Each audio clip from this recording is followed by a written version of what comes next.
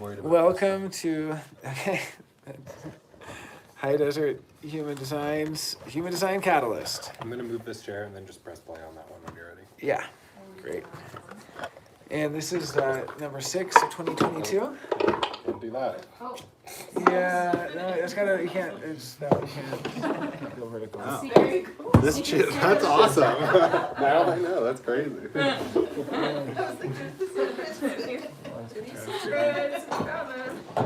Secretary.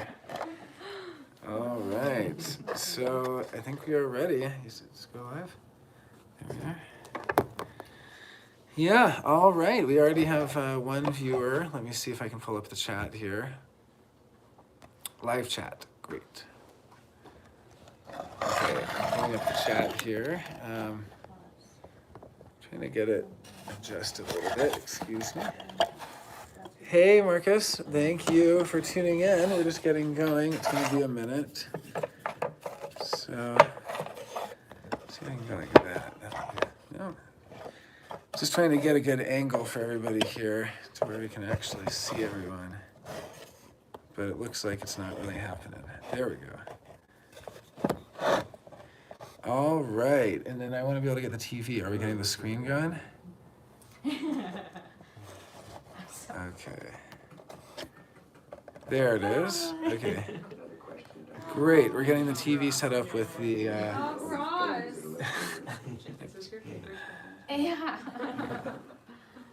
Hello, everybody. Thank you all for joining. We're just getting started. People keep joining. Hi, Sue Mew. Hi, Courtney Rousseau. Hi, Lavina Archers. Hi, Wellness with Carla.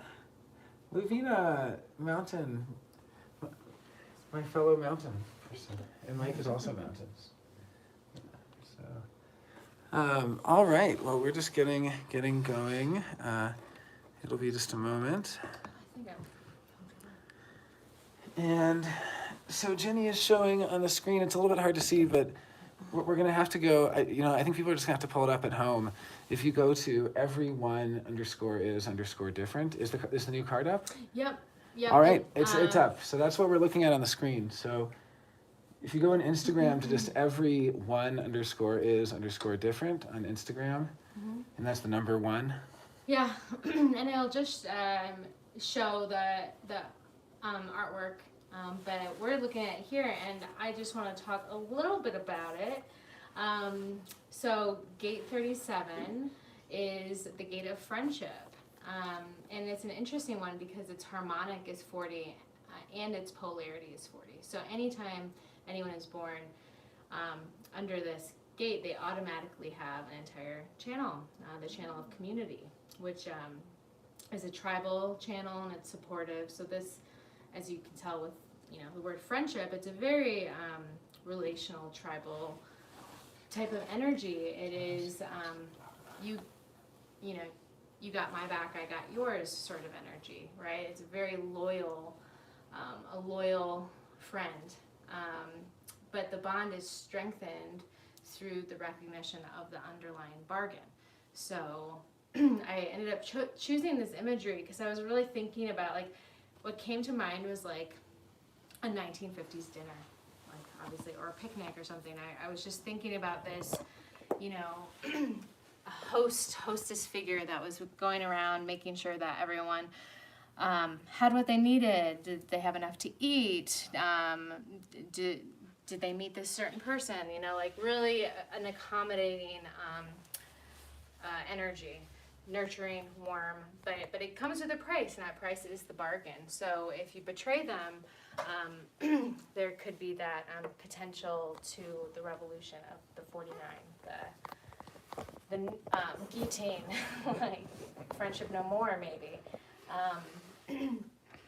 And it's associated with touch. So, these people generally, similar, because it's in the same circuitry as the 1949, but it'll have that true sensitivity to touch and the power. So, touching someone on the shoulder, asking them how they're doing has a really profound effect with someone with this energy. And what I wanted to go into was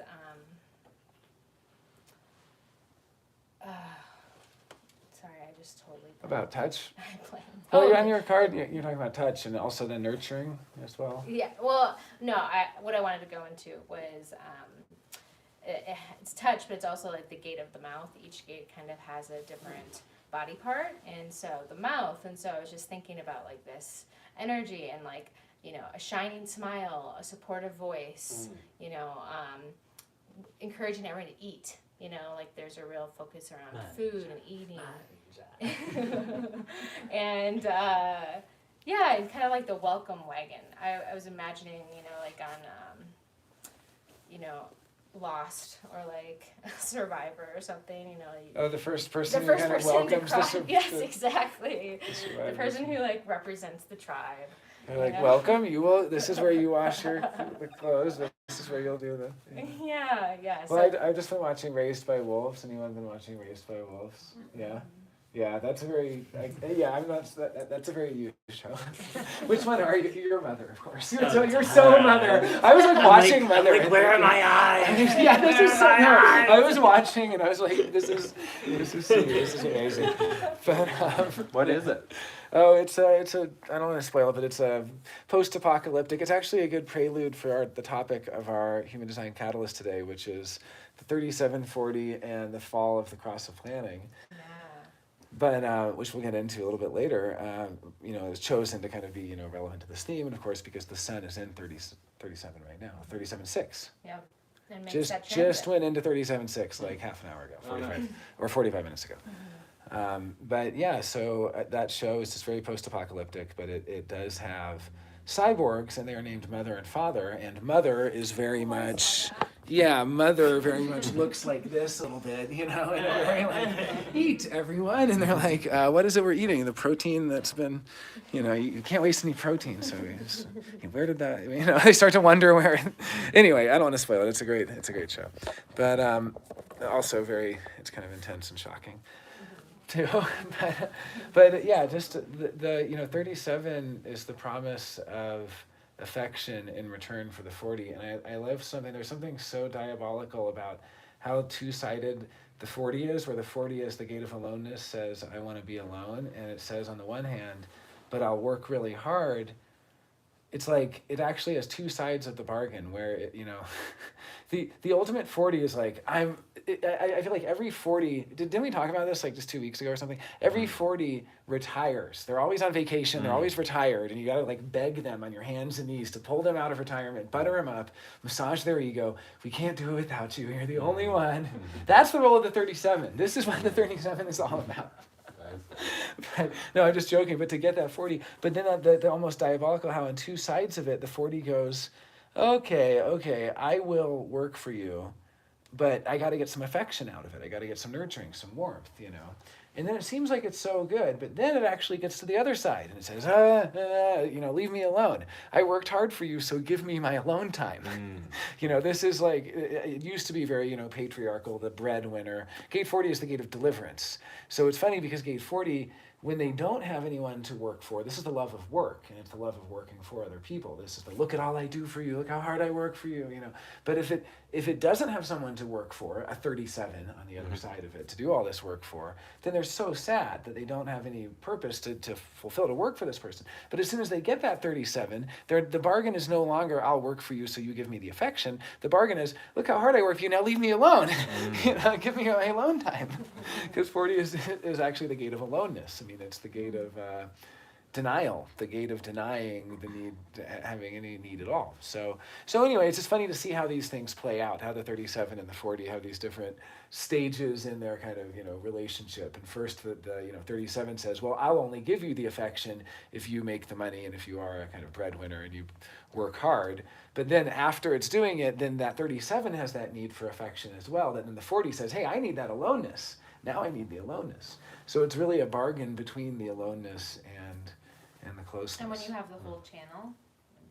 I mean, that either way, that's going to be those are going to be needs that you have. I mean, I was kind of saying either way, like if you have a 40-37, you could still be looking for a 37 in the sense that you'll also just be looking for a 40 in the sense that you're kind of if you have a 40-37, you're always going to love being able to work for the people you care about.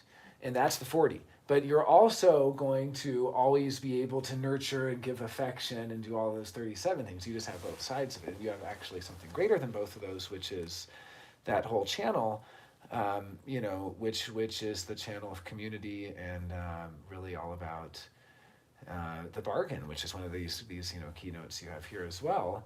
And the bargain between the two, between 37 and the kind of emotional needs versus the ego needs. The ego, I've learned so much about what the ego needs. It really needs a lot of massaging. It needs to be made to feel good. It needs to be made to, it's like if you're a 44, that's on the splenic side. 44 is like Princess Caroline from BoJack, if you watch that. The ultimate 44, like she knows exactly, well, she has a bit of a 26 too. She's probably the whole thing. But they're the people who just know the whole industry. They're the agents. They're the HR people. They know how everyone works. They know all the talent. They know talent where they see it. But most of all, they know how to massage the 26 on the other side. The 26 and the ego side of it really needs to be coaxed. It's the talent, and it says, "Come on, you're so good. You know how good you are. You got to come out. You're the star of the show." And, so this 44 is trying to coax out that 26. That 37, 40, same deal. That 37 has to kind of coax that 40 to work. And it's interesting. You don't really see the 45, 21 in that same way. It is a little interesting how that throat does change it. And also the 51-25, I don't know if it actually follows that same relationship either, but you at least see it in because in those cases it's coming from the heart directionally as a circuit, right?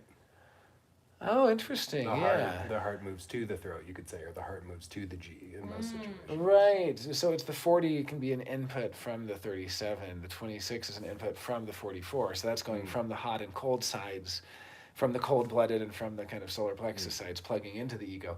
But then it goes out to the G center and out to the throat, kind of as you're saying. Let's see if we have any comments here. I'm just going to check and make sure everybody can still hear. All right, Marcus. Oh, yeah, is it a transit right now? I don't have it in my chart. Yeah, gate 37 is the transit. Thank you for answering that, Marcus. Thank you, Leslie, for the question. Oh, yeah, you have to visit Santa Fe, Marcus. We're definitely going to be doing another High Desert Human Design conference in August. We haven't really set the date yet, but that'll be announced officially soon. And yeah. I just wanted, it might be a good transition to what we're going to talk about, but the 3740 is a part of the cross of planning and, planning in terms of like organizing groups of people, having institutions, knowing like the right systems to move people through. And so that was also a reason why I kind of chose more of like this like nuclear family sort of nostalgic illustration, because it was like prime time then. Like cross of planning was, really doing well. And we are now seeing the cross of planning starting to fall apart. All the institutions are falling apart. And that is a part of the global cycles, which we're going to talk about. Yeah, we'll get started on global cycles in a minute. I'm going to thank you, Neutrino Radio, for tuning in. Thank you, Jenny K. Graham. Thank you, Human Design Sphinx. Tana, I just like to do a little shout outs. Courtney Rousseau says, "I love this artwork for the gate. So beautiful. External vision over here." Cool. And we were also getting comments gorgeous from the. So this is really important. Thank you all for saying this, because Jenny has defined ego. She needs to hear it. Praise your defined egos. They need to puff up a little bit, because really the defined ego really works well in a healthy way when it is praised and when it feels appreciated. And this is the whole massaging of the ego that it kind of. The projected channels to the ego, right? Like they need recognition in order to have the energy. Hi, Karina Blessing. Hi, Karina Bazan. Wellness with Carla. Oh, yeah, we got back. Sorry, I just want a few shout outs. Courtney says, "Wow, I have 40 and my partner has 37. This explains so much." Yeah, you make the bargain together. And, being the 40, you're the one with the kind of love of work, and your partner is the one with this gate of friendship. And nurturing and warmth. And so, but we get, I've heard people kind of despair that they don't have certain gates, and it's like, we get to experience them then. It's what you bring. You both get to experience a lot of nurturing and warmth. You both get to be nurturing and warm. You both get to love work, because a 40 kind of brings that to the relationship, being able to, it's basically, the way I look at it is everything you have in your chart is just a neurochemistry that you're continually producing. And then if you're within aura of other people, if you have an electromagnetic with them, you start producing new neurochemistry together. Or even just the stuff you already have in your chart, they kind of get access to. Like, I don't normally have gate 40, but if I'm around somebody who has gate 40, I can start to really love work. Now, obviously, human design is about finding yourself, and there's a lot of deconditioning that happens, which requires stepping away from those people who are so close to you, who may be conditioning you with gates you don't have. At the same time, I hear a real despair from people when they say, I don't have this in my chart, I don't get to experience this, I don't get to be this, I don't get to... No. I mean, we all bring, it's what you're bringing to the relationship. If anything, it's just putting requirements. If you have 40-37 in a relationship, whether you're bringing it or they're bringing it, or you're bringing half and they're bringing half, as is the case here, where we're kind of talking about, that just puts a requirement. The requirement is it's going to have to be fair. You're going to have to support each other. If you have individual circuitry, or you make individual circuitry in a relationship, the requirement is you have to be empowering to each other. You can't disempower each other. You can't over coddle each other and over care too much. If you have collective, it has to be sharing, and so on. So each of these are going to put certain requirements on the relationship, but it's not that you don't get access to it just because you don't have it. The other person gives you access to that. That's why everybody wants to date 35, 36s. So just a little joke there. It was 25-year-olds. Does anyone except for me have this gate? I have 37. I have the whole channel. Oh, you have the whole channel. Yeah, and she has 37. Oh, so you both have a 37. Yeah, do you have any comments on it? Or? Dude, I mean, I really, and it's in my design moon and Mars, with line 4 and 5. But I'm like, it does, like, everybody wants to be my friend, not like and that's like, it's really amazing. But it's hard sometimes, because like when you want to like be in a romantic relationship with somebody, also having 2112. Well, the 1222 I was going to say is very much friendship is like hiding in plain sight almost, and fourth line. I get either friend zoned. I get friend zoned like immediately, because I was like, you seem like such a good friend, like, and so, which is great. So I just, you just gotta date your friends sometimes. That's what I learned. That's what I learned. Like someone. Fourth lines. A third of the people out there have a theme of. Cancer moon is very like mom friend. Like I have a deep urge to mother people. So. I'm a little guilty of that too. Sometimes I think it borders a little bit on bossy, but I do like to. I feel like I am always like, oh, can I get you? Like I bring snacks everywhere. Like I'm always the person that has the snacks. Like so the mouth thing and the eating, I was like, Not oh only yeah. like just snacks, they're always like really interesting, like thoughtful snacks. Yeah, like, I like bring snacks based on like the gate or whatever. Like I didn't do that today, but I think I do have that. But it's interesting too. Like if I have the whole thing, then like does that mean that I am in charge of the bargain? Like, yeah, I am the one it who definitely determines means, if, well, so like, here's it's fair. what's interesting. So we only have 2 people here who have half of it, and then there's the rest of us. So what that really means is, if we were in some sort of post-apocalyptic zombie apocalypse, this is relevant, by the way, to the topic today. We're getting there, the fall of the 30s and 40s. But if we were in that situation, and there was an argument over, it's not fair, this person's eating too much of the rations, or this, that, you would be the one to say, yeah, but he cut down more trees, and so in our tribe, that means it's fair. You would be the one to say, yeah, or whatever. You would be the one to have the metric of fairness, and then the people who have half the channel would be like, but is it really fair? Why doesn't anyone listen to us? I feel so unrecognized by it. Like I don't, it really does happen like that. It really does happen. What's funny is if another 3740 comes along, you tend to be like, does this seem fair to you? And they're like, yeah, it's fair. And you're like, yeah, cool. Like they just kind of like converge. I've noticed. It's really funny how mean, it's not going to say it's always going to happen. Obviously, you have people with different tribal values, but Well, generally speaking. And if they're on the same place in their wave, so you can always get a drum circle going when you have multiple 3740s to get them all synced That's up right. first. That's then what, they'll think all the same things. That's what Chet Parkin said he does. He said one of the most uncomfortable things is feeling the clash of different places of the emotional wave, and that singing and drumming can really help. So when he gets people to come to any one of his, anything he does, talks, lectures, anything, if it's going to be like a whole workshop for multiple hours, he doesn't want to sit there with people all in different emotional waves. So he wants to get everybody in the same pace first, so they all drum and dance. And that also feels very, very 3740 in some way. Like, let's all come together. Let's do our big. It's the only wave that has the heart. So if everyone's getting their heart beating at the same time, you know. Yeah. Well, and it's on the stream of sensitivity too, which is interesting. I didn't notice that. I really like that about these cards, Jenny. Thanks for putting. I know I haven't complimented you much on the cards, but it's because I love them. I just, I have undefined ego. I'm very sparing with my compliments. But the one that I really joking. But the one, it's a little undefined ego joke. Sorry for people who know the ego. But well, it's better than the opposite side of it, which is the undefined ego that's continually gut.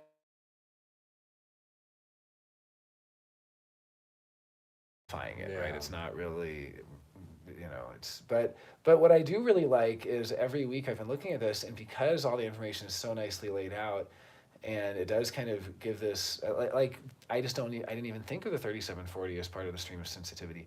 I really think that's a nice level of the analysis to look at the streams. For those who don't know about this, the streams, there are 6 streams, and they are in the binaries, like the splenic to the ajna to the solar plexus binary, and the stream of sensitivity is in the solar plexus binary.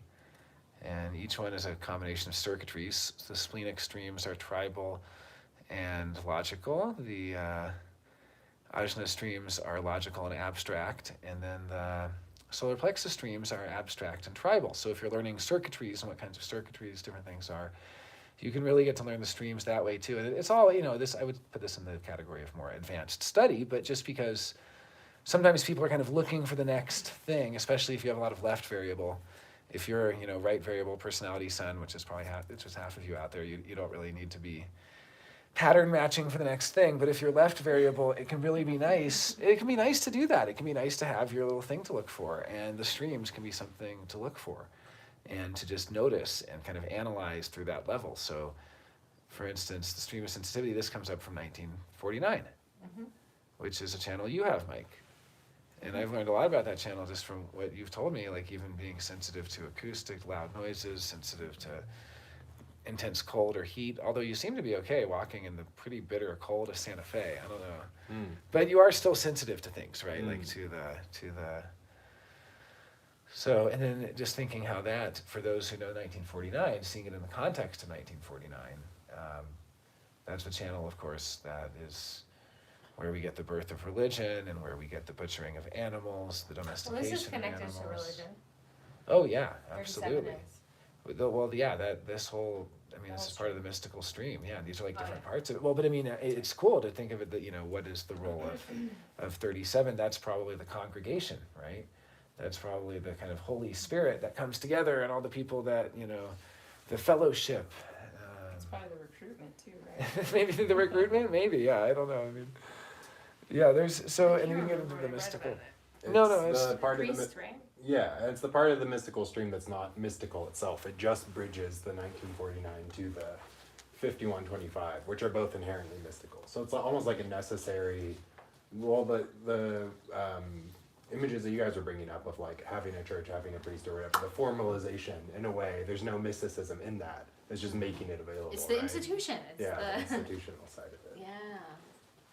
I guess what I really like about the cards too is that because I'm kind of a visual learner, it helps like the imagery that you choose each time for it is another way to think about it, like and kind of keep it in my head. Like I'll always kind of associate it with like this like happy hostess, like that's like a really good visual, and like because of the way it looks like that always helps each week. Like what you come up with, I enjoy that aspect. Thanks. Right, I'd like to shout out my 12 too. And the typeface tells you a lot in all these. Yeah. Thanks. Yeah, Well- that's definitely something I like to do is like, I think about all the different things, like the type, the colors, the general colors. Like I wanted these to be warm colors, and I also think about how like the number placement and what I want to kind of intersect with the number, because you'll notice there's always going to be something kind of like interacting with the number. Cool. But I appreciate that, and I really want each of these cards to kind of exemplify the feeling of like. Yeah, I think you're doing a good job. How many have you done so far? I think this is the sixth one. Or seventh.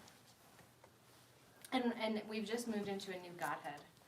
So we finished up the 4 gates of Kali, which is a more recognizable godhead. Kali Yuga. But now we moved into Mitra, which I'm just learning about. I don't feel knowledgeable enough to talk about Mitra yet.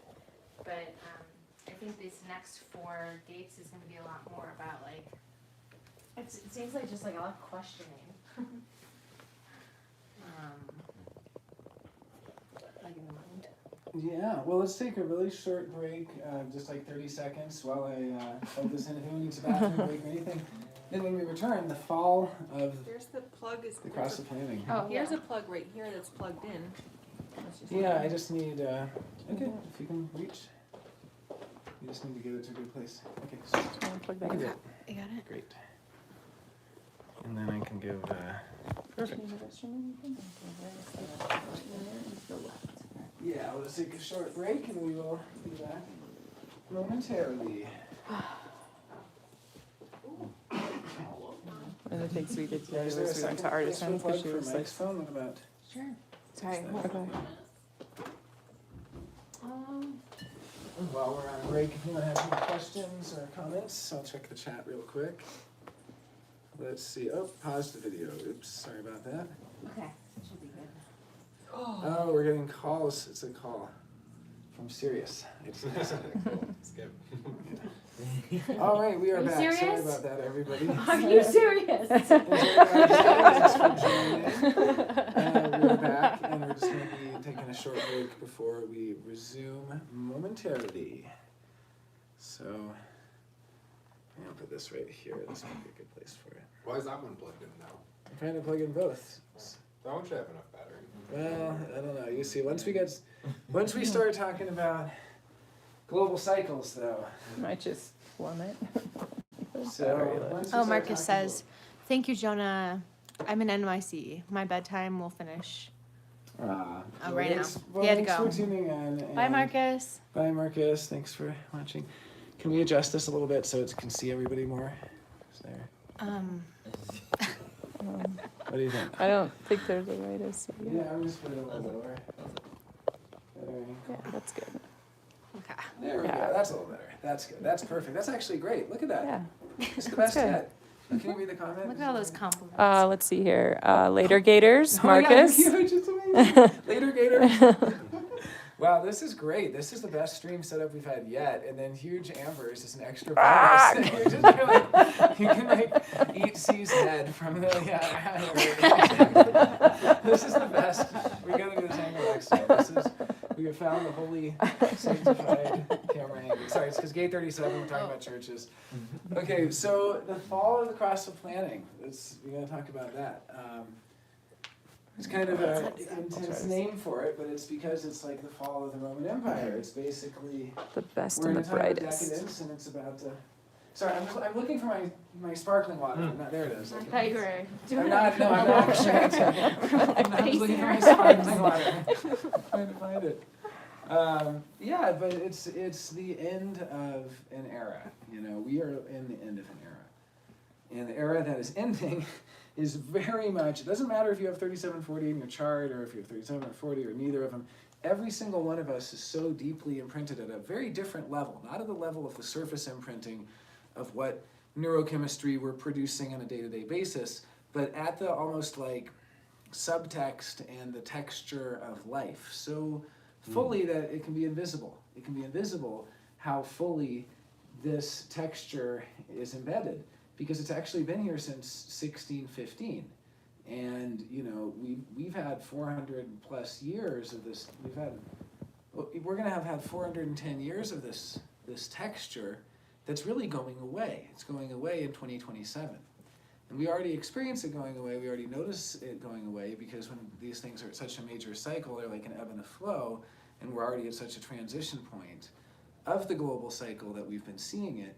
And yet, still, everyone alive today is still born with those last embers of hope for community, for being part of family, part of something bigger than you, part of all of these 3740 things that are so deeply part of all of our lives. And that's That- what's going away?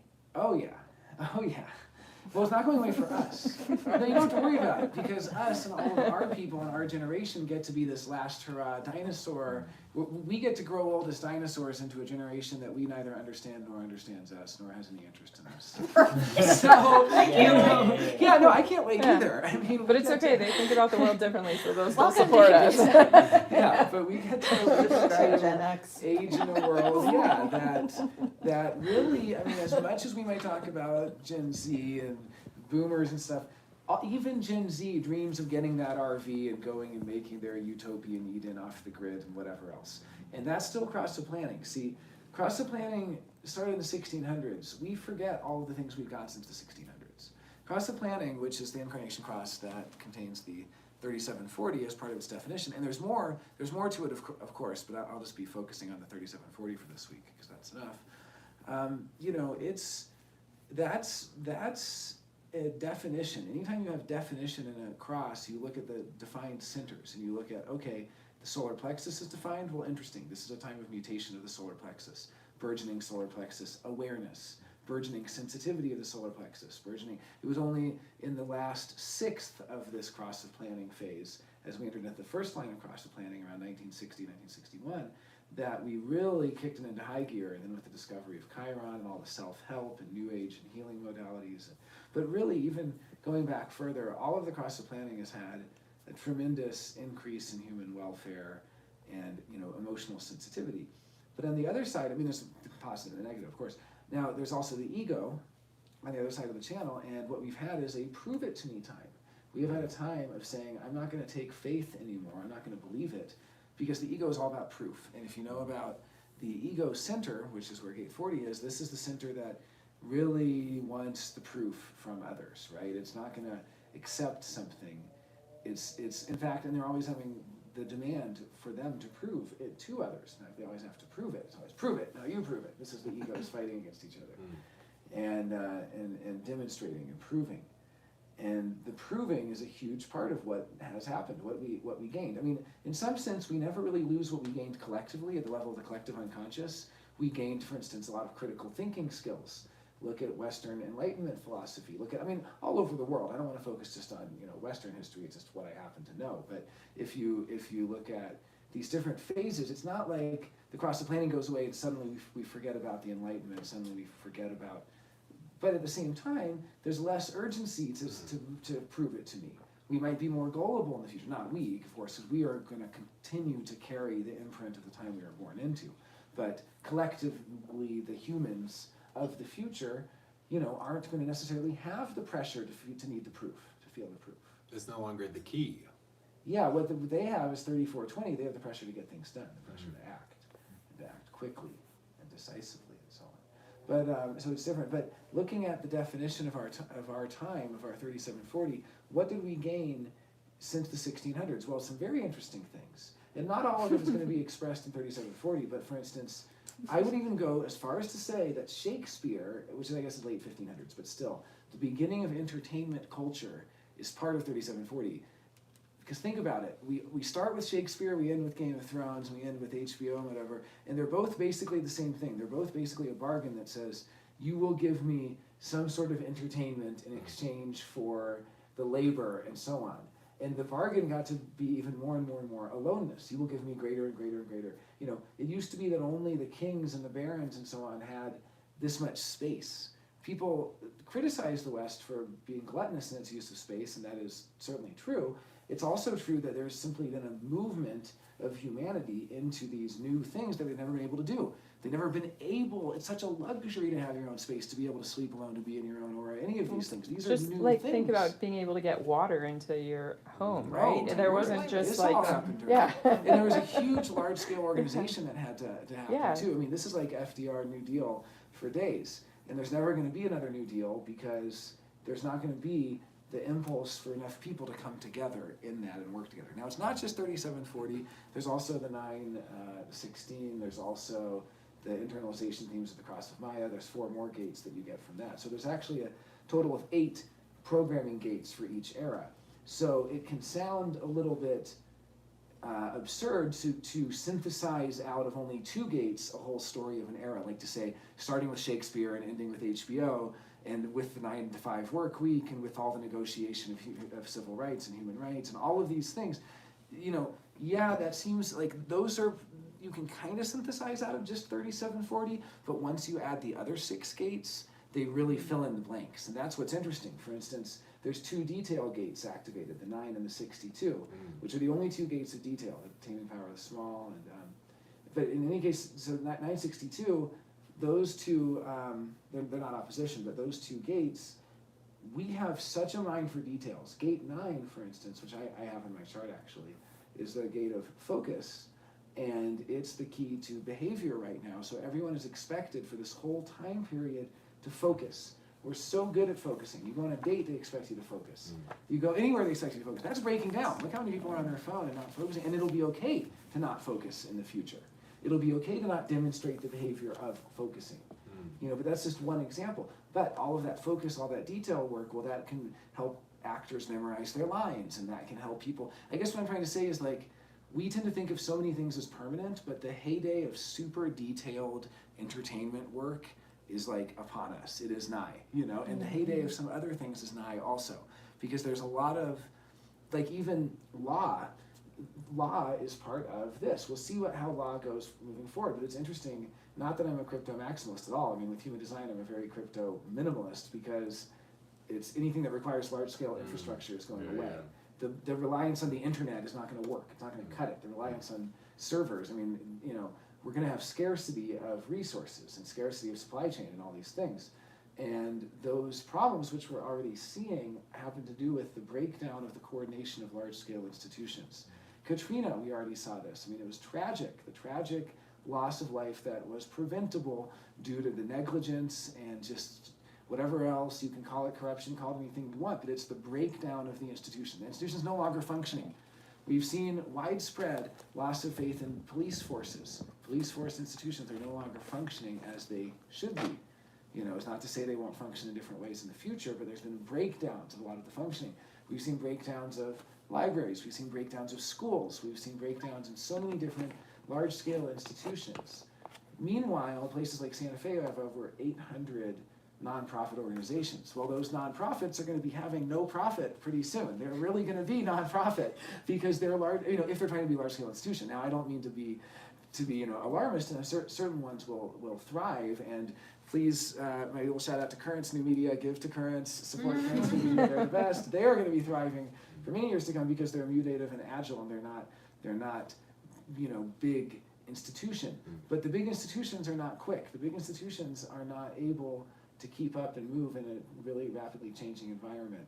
And it is rapidly changing. When you look at all the changing keys, here's just another example. The way that each era works out, there's always one gate in the spleen, and it's just really cool how that works, because if you look at the wheel, all the gates of the spleen are in the row.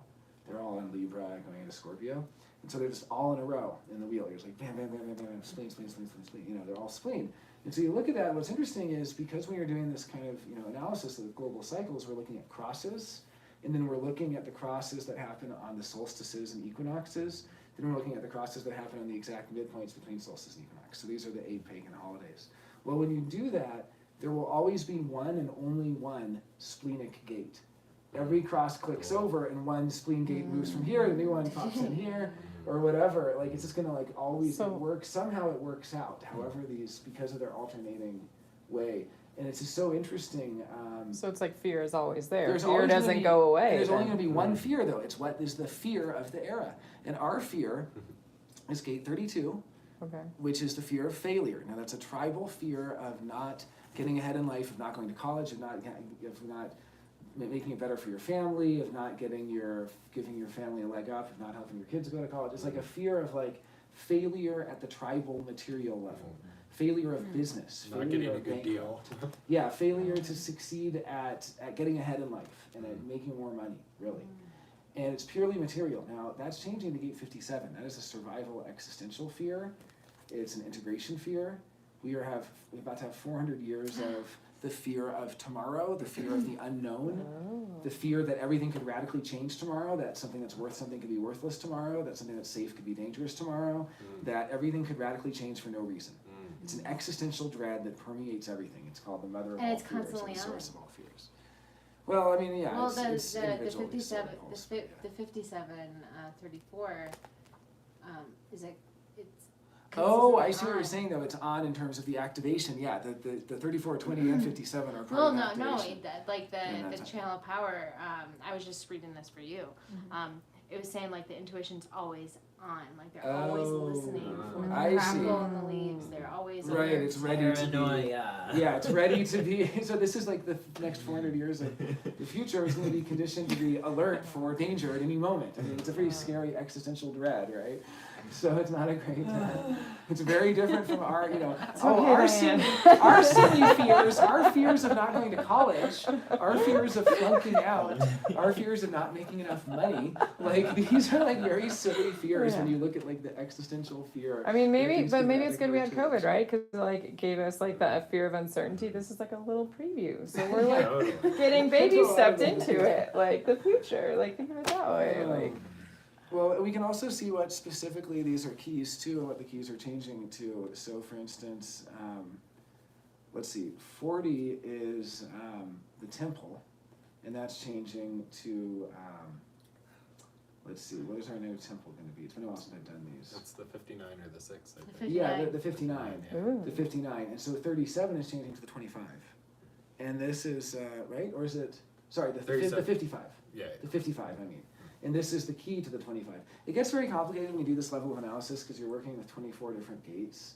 And so it can sound like number soups when you're not when you're not doing this level of analysis. It's pretty hard. But basically to translate it, what the 37, so the 37 is going away. And it used to be that the 37 is where the spirit was. Meaning that if the temple was aloneness, which you can even see in the temple of I worked so hard, I'm going to go sit in front of my 55-inch flat screen and have my aloneness that I worked so hard for. My temple of aloneness, HBO and whatever, and Netflix, and it really is. It's funny how that worked out. But you can see how that's the temple where we worship. That's what the worship is, right? But it's different than the 37 is where the spirit really is. Or has been, and it's been in the family, and that means that what has really given us joy and what has given us, has brought our spirit to life and has unlocked our access to our own spiritual experience of spirituality has been the family. People say it's like seeing, a spiritual religious experience, seeing a kid being born and stuff like this, and raising the family has been their sort of commune with the spiritual and their sort of engagement with the spiritual through raising a family. Well, that's changing. It's not the family that is now the door to spirituality. That doorway, in the future you have a kid and then you no longer get the doorway to spirituality, you get something else, you just have a kid. But then the new doorway to spirituality is through the 55. You can only do it by going really to your own, emotional truth that comes from your own hard-won emotional clarity. And it's a mystery. It's a mysterious love gate. It's definitely one of the most mysterious gates along with 61. It is the most extreme emotional spikes. It's undergoing mutation right now. It's extremely unfinished. That's part of why it's so mysterious. Right? Yeah, maybe so. And it's eternally indecisive. You have gate 55, about that. I have gate 55. You have gate 55. So yeah, so it goes through the phases. Changing. Right. Well, that's Well, there's something about that just feels so like ethereal and amorphous and like it's always changing. Like your perception. It's really gate 55. It's kind of nice. That is one of the nice things, which is showing that really the refuge of the spirit in the modern era will be individual. It will be through turning within, through experiencing your own eternally indecisive 5, you still have an access to this sort of divine mystery. We all do. We either have it directly in ourselves, or we're in a relationship with someone at 55 and they have it and we get some access to it that way, or there's a transit or something, right? So we all kind of can become versed in and familiar with these archetypes, but this is the place. I mean, what all human design is really giving you at one level is a vocabulary that describes the archetypal building blocks that simultaneously go on to make the story of your life, and the sort of chemical underpinning of your hormonal neurotransmitter chemical cocktail at any given point. So it's kind of almost like a description of, you know, a poetic description of the chemical soup that you're creating in your brain, you know? And so 55 people, it's just, you know, certain things you have to know if you're a 55. Like, it's okay to be melancholy, you just have to be alone during that melancholy. It's okay to be indecisive. It's perfectly normal to go from knowing to not knowing, or from knowing you're in love to not knowing, or to knowing you're not in love, to all these different, it kind of moves through, and it doesn't move fluidly. Moves is not even really the right word for it. Everything individual is on a pulse. It just snaps. It just clicks. It's just one day it's here, and there it's gone, and you say, what changed? Like when you weren't looking, it changed. It's like you're in love and you look back and you're like, wait, what? it's not, it's a bait and switch. Something happened. A mutation occurred. And, you know, it can be, there's all different ways of understanding it. If you have defined solar plexus or not, I mean, it's going to mean different things to you, right? It's funny that it's also about food, like our current key is. They're both about food. But rather than providing food to people, it's about stuffing yourself, right? Yeah, it's true. 55 Yeah. 55 can sometimes be in the mood to just be stuffed with carbohydrates. Like every time 55 Emotional transits. That's how I feel all the time. Every time 55 comes along, I just want to eat like a massive burrito or like a giant sub sandwich or something. I just want to be like full. Like it's different than like the craving for protein or the craving for Well, fat. it's to like fulfill It's- that emptiness. It's a fear of Totally. emptiness. 55, that's the fear. I was overeating so much during the 55 season. Oh my God. There's also a land stewardship thing with 55, isn't there? Then you get a lot of 55 horticulturalists. Horticulture, things that's like that. interesting. I don't know, maybe there's another version of the sensitivity. I mean, all of the solar plexus is a burgeoning awareness center too. So, you know, 1949 is the stream of sensitivity, but, you know, 3955 is also undergoing mutation and really interesting, and But you could, 1949 is breaking, right? but you could see how like making the land work for you could be a very spiritual thing in the future, right? And get Oh, that's a good point, that horticulture could actually be the equivalent in spirituality of what raising a family Whoa. is. Okay. For That's its great. current time. Yeah, well, you're the one who said it. You're really going to link from 55. But anyway, but you can just see how we take it for granted that, oh, you have kids, and then for those of us who don't have kids, it's always the question of, did I miss out on my access to this big spiritual path? Just one little side note on that. One of the reasons I'm getting really into 5 years. well, just a little side note on that. One of the things that I really enjoy, and I've said this a few times the last couple of weeks, so people have probably already heard it, but I got more into past lives, and people are just kind of surprised.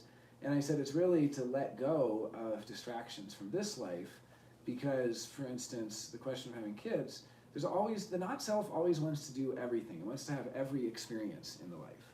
And I was thinking a lot about it, how when I was younger, I always thought I'd have kids, and I wanted to have kids at times. I talked about it with a former partner and all this stuff.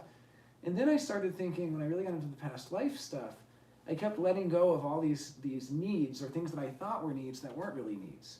It's almost like people who have a certain affinity to a certain culture, or they have a certain affinity to a certain place. So they start going there all the time, and they start dressing that way, and they start acting that way, and they start doing all this stuff that way. Maybe that was just a past life. Let go of it. It was then. This is now. You know, live in the now, right? Like, so I started thinking this way, and I started going, wow, actually, how many past lives? So here's what really did it. I listened to Ra's work on incarnation cross-sequencing, and there's 4 different sequences, and the one that I'm on has the most lives. It has 288 lives each round. The whole sequence is 576 before it repeats.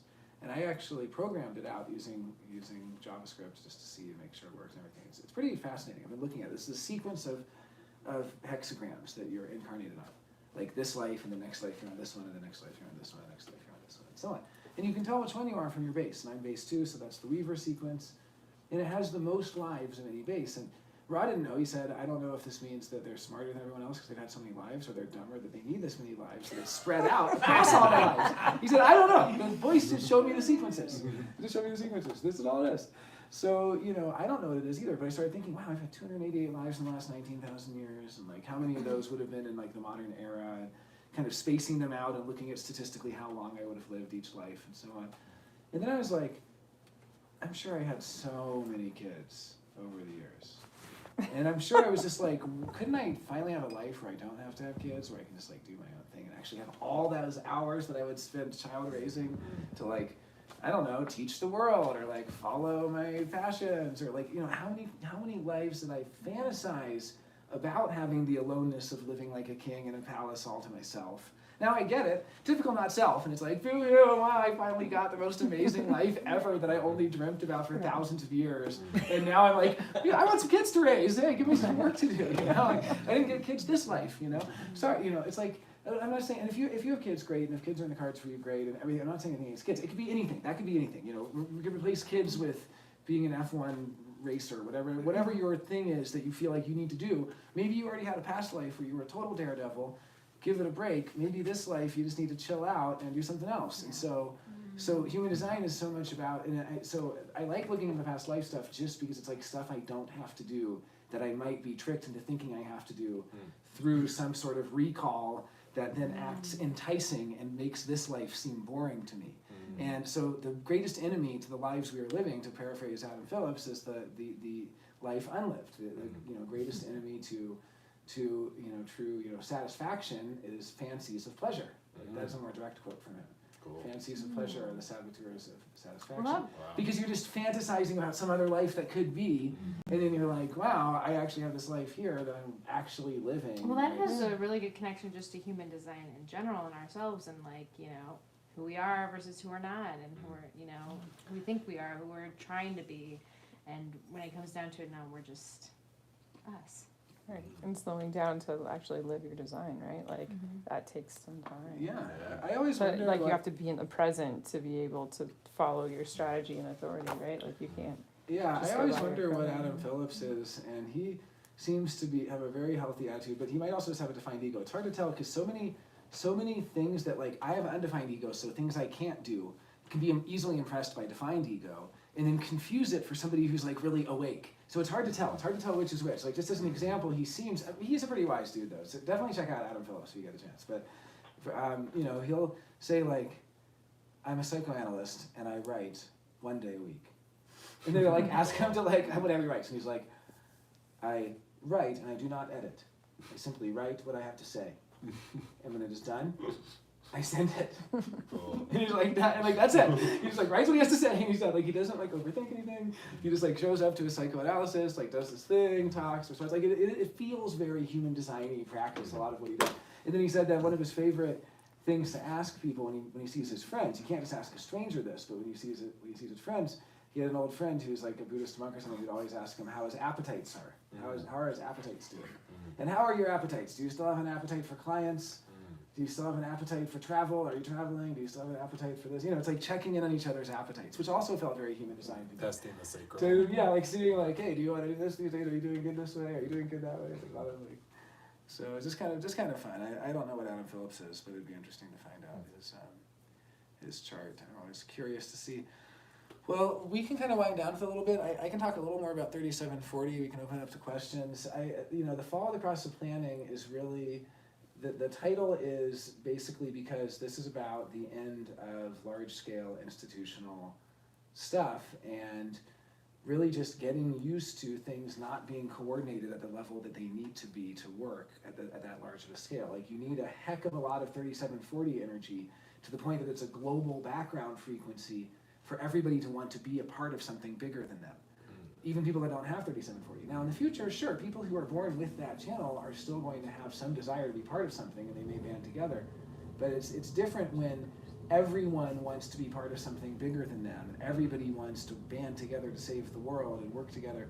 We forget that, if human design came out in the 1500s, it would be like black magic that people would keep for themselves for their own personal advantage. Like, it is a hard-won, hard-fought, achievement, also the 1781 mutation to the nine-centered, to really have empathy for each other, to have caring and concern for universal welfare.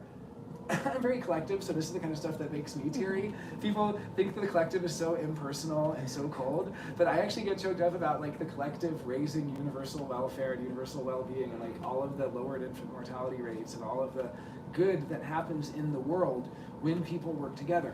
Well, every single incarnation cross in the sequence of global cycles has at least one collective gate, except for the cross of planning, the one we're going into.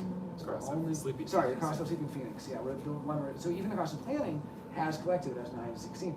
We're leaving behind the cross of planning means we're actually losing the collective. We're going into a time, I know we're talking a lot about tribal, the 3740, and there actually will be tribal in the future. There will be a lot of individual and tribal integration, but what we're losing is the collective coordination. Now, we are losing the desire to be part of that tribal thing bigger than you. We're losing the imprinting value of the family. In some sense, it makes sense that the last 400 years we had such heavy imprinting of the family to create the population large enough to facilitate the mutations necessary during this time. Because we need such a large diverse population and such large metropolitan areas where diverse populations and diverse gene pools can mix. And that's what is necessary to bring about, the new consciousness that has an aware solar plexus that is not a motor, and so on. So that's kind of part of the story too, is that the solar plexus started out as a motor center, as the motivation to act from emotion. Part of human design we're learning is, if you have defined solar plexus, to not act based on emotion, but wait for the emotional clarity. This is part of the collective learning as well, of burgeoning, emotional awareness. Well, people in the future may or will likely be born without a solar plexus wave. At least some of them will, who carry that, mutation. They might be very rare, but they will still carry a certain mutation that their solar plexus wave will not move, and it will be a pure awareness center, and i.e., they would be projectors if it connects to the throat, not manifestors, because they would not actually have a motor to the throat at that point. They would just have an awareness center to the throat, just like the spleen. So they would be aware emotionally, but it would not motivate action. Can you imagine the world if it wasn't motivated, by emotion? If action wasn't driven by emotion, it would be such a different world. That's a world where peace is actually possible, but at the cost of losing the chiaroscuro, the light and the dark. You lose a lot of the, I don't want to live in that future world. I'm happy being myself and living in the world of the emotional hope and pain, and living in the world of the color, because that's a world where words like mother and father are meaningless, where words like marriage are meaningless, where words like family are meaningless. Once the emotional wave stops, it flatlines, there's no more emotional color in the world. This is like hundreds of years in the future, so I don't need to be, we may be experiencing the first so-called raves, or the first kind of mutated forms, will likely be given birth to by quad-right people who were born in May. 2027? No, it wasn't in May of last year. Yeah. Or was it May of this year? Wow. No, it was May of last year. May of 2021 was the date that Rob pointed out, because that's the beginning of that Neptune transit into gate 36 of the human experiential way that begins to dissolve. So just as a side note, coinciding with the global cycles that we study, there's also Neptune and Pluto doing back-to-back transits for the next 39 years, or 38 years now. So until 2060, back-to-back transits of what we call the human experiential way, which are 4 gates in the human design body graph that go around the bottom right corner. It's the 4130 and then 3635. And those 4 gates tell the story of what it is to be human in the human experiential way, and what the stories of humanity are. And it's a lot of stuff to put in only 4 gates. Really, but it's really a big part. It's kind of the hero's journey, although you can also see that in the mystical way, as Teo Montoya has done in his work. But you can definitely see the hero's journey. You can see Parsifal setting off from 41 fantasy, setting off and meeting the fates with 30, 65, and then 36 having the crisis. There's no 65th gate. That's the extra. That's the secret gate. That's the gate that's only released after. No. Joking. No, but anyway, what's happening, and then he finally ends up in 35, and he ends up having gotten the experience, and he moves through the whole story, kind of the hero's journey, however you want to look at it. Well, this is the human experience. We all go out there in the world, we meet the fates, we see what they have in store for us, we have the crises. Well, the other thing about gate 36 is that it's one of the gates of sexuality that's most explicitly about the act of sex itself, the act of copulation. It's like actual sex. And that's in gate 36, not just intimacy of gate 6 or something else, So it's actually there in gate 36, which shows, it's funny, it's the gate of innocence, it's the gate of, I guess, losing, virginity or a crisis that happens. What it tells us is anytime there's a new sexual encounter, there's a crisis, no matter what, as long as it's new, it'll be a crisis. But in any case, Neptune has, just transited gate 36. It's now retrograded back into 22, rather. It's going to go forward into 36 very soon. It's coming right up. And so what happens is, so Neptune and Pluto, it's very rare. Neptune and Pluto are very large, they're very long, transits. Like, these are like 170 year and 200 plus year. These are it takes a really long time for Neptune and Pluto to go around. So the fact that we have Neptune and Pluto, and it's so spooky, I don't have like a graphic here, but there's an amazing graphic that shows the dates when one leaves and then the next enters. So it's not just like they're both going, it's very spooky how like one will leave one of these 4 gates, and then like the very next day the other one will enter one of these 4 gates. And just because they're all in the same place in the body graph doesn't mean they're all in the same place in the wheel, of course.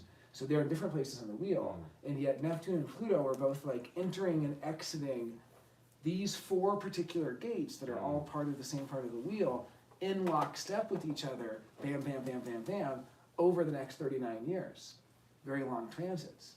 And so once that started, which was started last year in May, that really began the time when the human species, people will be born now, who are viable to give birth at childbearing age, after 2027, to people who carry this rave mutation. So this really is an interesting time to be alive, where we're really witnessing like the first wave, in 20 years or something of these. There'll be news stories of these interesting children being born that nobody really knows. People always love to talk about rainbow children, indigo children, all this stuff, but really the children that are really going to be interesting are going to be the ones 20 years from now. So. What does emotional awareness look like?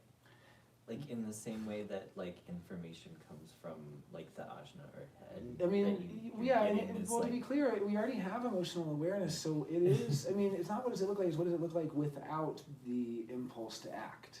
No, I think fire. I think it's going to be developed as its own like idiom of awareness, totally separate. Because right now, when we have emotions, even when they're clear, we're still mediating them with our thoughts or feeling them in our body as chemistry, right? Which would be like splenic or ajna.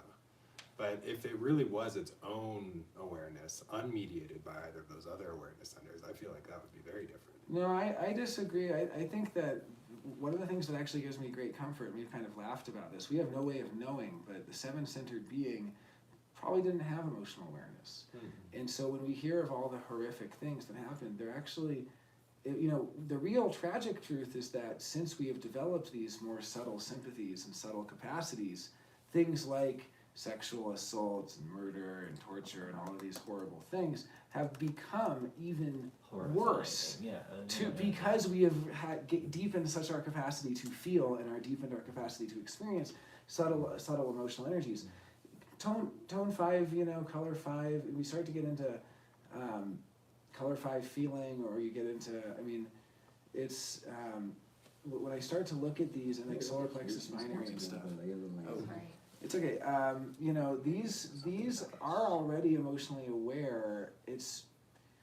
I think emotional awareness is just noticing when you're in a good mood or a bad mood. I think it is feeling all of these. If anything, what'll change after the wave stops, there might be something like a cold, the same way that spleen is cold. Maybe the emotion will become cold.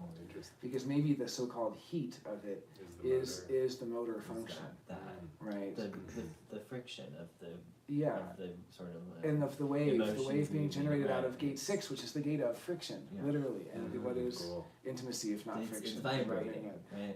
It's excited. It's so it is. But so I think we're both right, and what you're saying, Mike, is that there is no true emotional awareness. In the same sense, Bruno Latour says, we were never really modern. You say we never really had emotional awareness compared to what's coming. I mean, because that same thing that stops being a motor, that gate of friction, is the thing that creates the wave. When that stops, that's also going to be the aperture through which the waves will be able to encounter each other on the inside. How can we conceive of something like that right now? What the hell kind of awareness is that?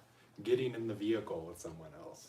Right, being able to cohabit the body, or even well, because these what we're calling rave children are really meant to be in pentas, which are groups of 5, ultimately, and they will have strong bonding. Like we have pentas, but our pentas don't bond that strongly. It's more like you see the person at work and then you leave, but they're going to have very strong penta bonding. Which is going to be like, that's where you were saying the family bond before is going to look different because they're going to be in pentas, not like the dual family right now. Like It's the going to be very two-parent kind of different, family. So like a family unit will look differently. Well, I mean, You had the talked other about thing, like, I before. don't think a lot of people are gonna, the way I imagine it is it's gonna be kind of like Neanderthal changing to Homo sapiens / Homo sapiens and transitus, which is what we are, in that we are not much of a throw from the 7-centered.